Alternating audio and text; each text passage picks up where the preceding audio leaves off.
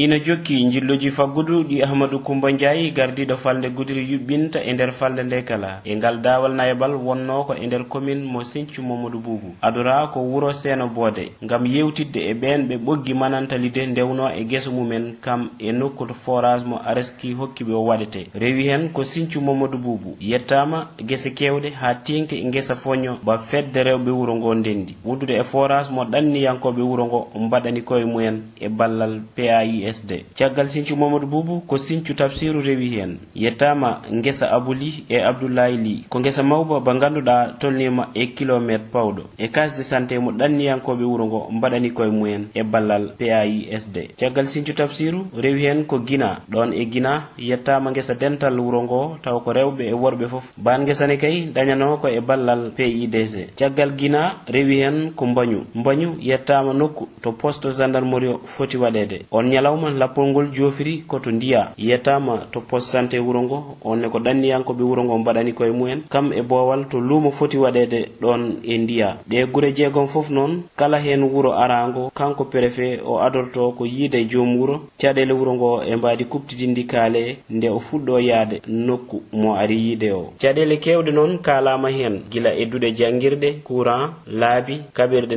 ndema sewo sewoji réseau téléphone e ko nandi hen ɗe caɗele foof noon cakkanama peeje te kadi o holliti maw rewindo golle ɗe beele caɗele ɗe ina cafre ina wonno e lappol ngol cokko sous préfet mo Boyguel Bamba maire commune mo Sinthiou Mamadou Boubou ardiɓe ndema e gaynaka nder falde nde joɗoniɗo Soda Guiri e nder falde nde kam e jaydiyankoɓe nokku o woni presse local